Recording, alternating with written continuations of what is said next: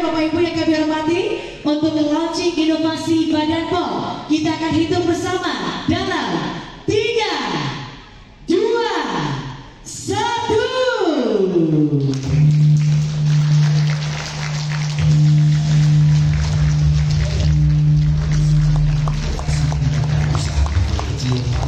Tren pengolahan pangan steril komersial terus bertumbuh dan diminati oleh masyarakat karena umur simpan yang panjang, distribusi dan penyimpanan di suhu ruang, siap dikonsumsi kapan saja, bahkan untuk darurat bencana dan ransu militer. Solusi untuk UMK pangan steril komersial. Pedoman proses terjadwal generik untuk UMK pangan steril komersial menjawab kebutuhan validasi proses sterilisasi yang mudah diakses dan diaplikasikan oleh UMK. Ya Bapak Ibu yang kami hormati, untuk launching inovasi Badan POM, kita akan hitung bersama dalam 3, 2, 1.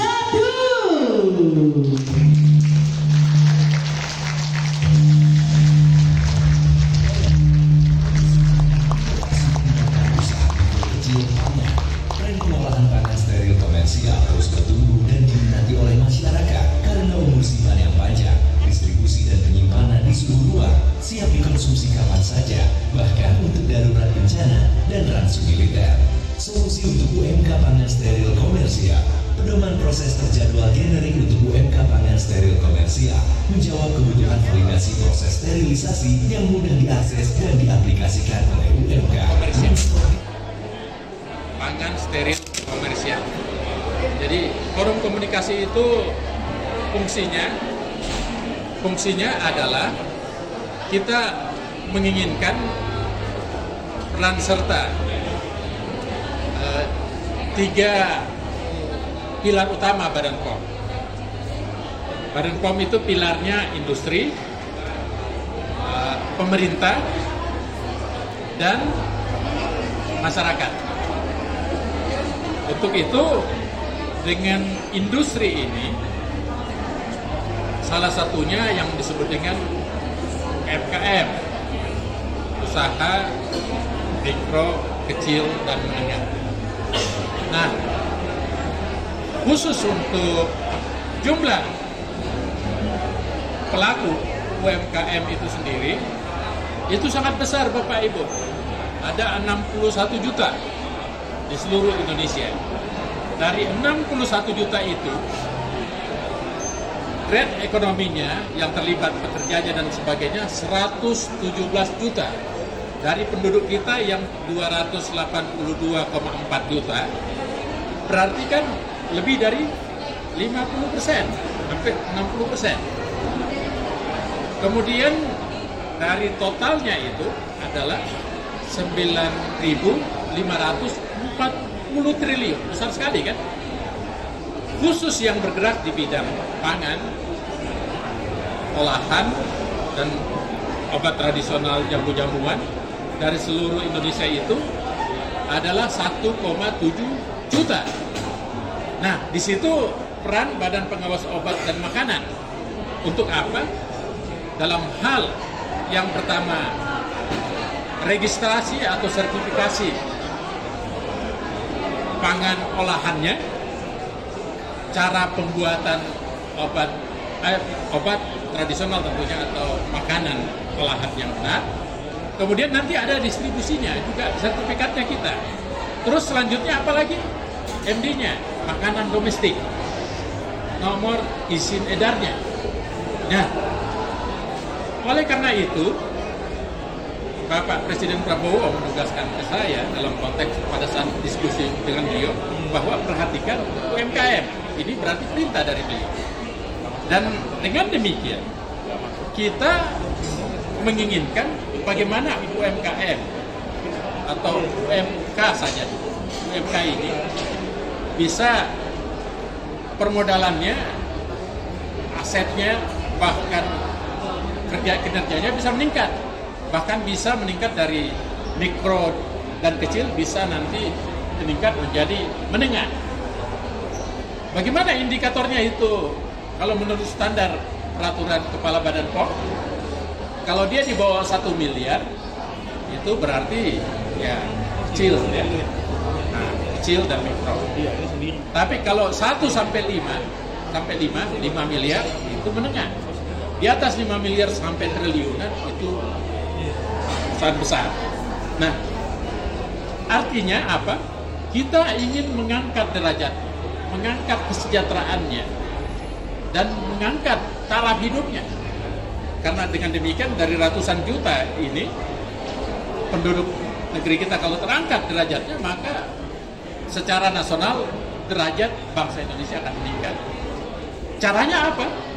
Pertama, kita bagaimana dari pangan olahan yang mungkin bisa bertahan hanya 1-2 hari setelah itu basi, bisa, kalau bisa lebih lama.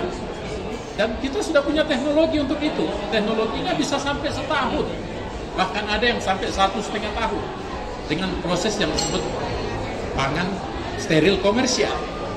Kan begitu.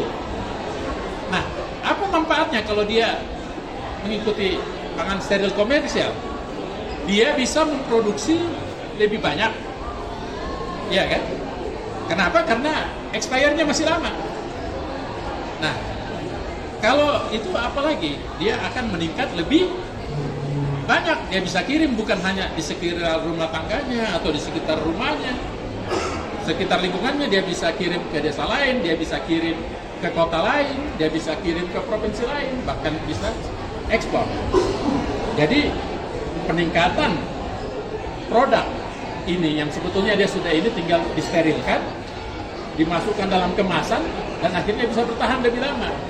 Ada 2 manfaatnya. Pertama, mengurangi makanan yang dibuang karena basi, dan yang kedua, memperpanjang dan akhirnya meningkatkan aset ekonominya. Itu yang pertama.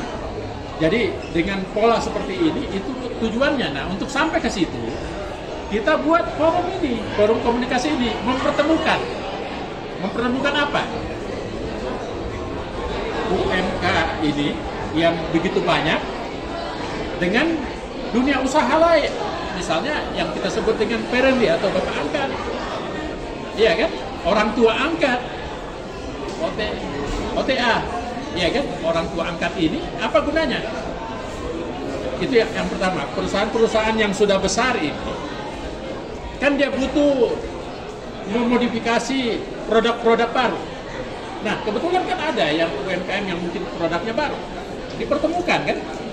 Dari teknologinya, dari permodalannya, kan dibantu ini UMK yang masih tumbuh sebagai sebuah produk baru.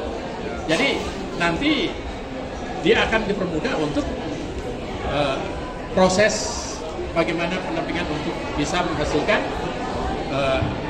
produk-produk yang lebih banyak, lebih steril, dan tidak menimbulkan mortality. Itu yang pertama.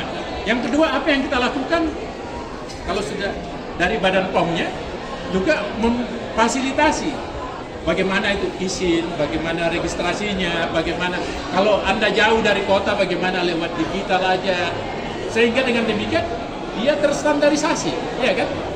Itu yang kedua. Dan yang ketiga, dalam konteks permodalan kita kerjasama dengan bank. Ada Bank Mandiri, ada Bank Rakyat Indonesia, ada Bank Negara. Itu juga berkomitmen. Jadi mempertemukan antara UMKM, pemerintah, dan pelaku usaha. Itulah tujuan hari ini.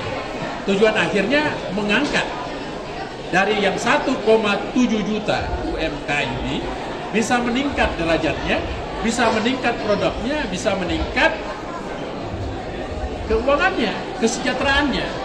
Itulah yang menjadi tujuan. Jadi saya kira kami didampingi oleh bapak-bapak sini dari Kementerian.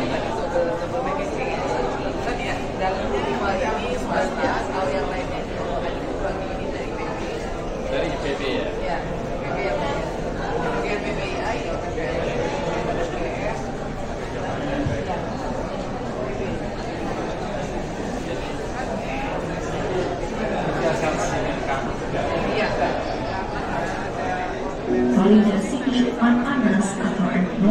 Kenapa kita ketahui bahwa di masa era sekarang ini salah satu kebutuhan yang sangat penting tetapi susah terpenuhi yaitu tentang pangan.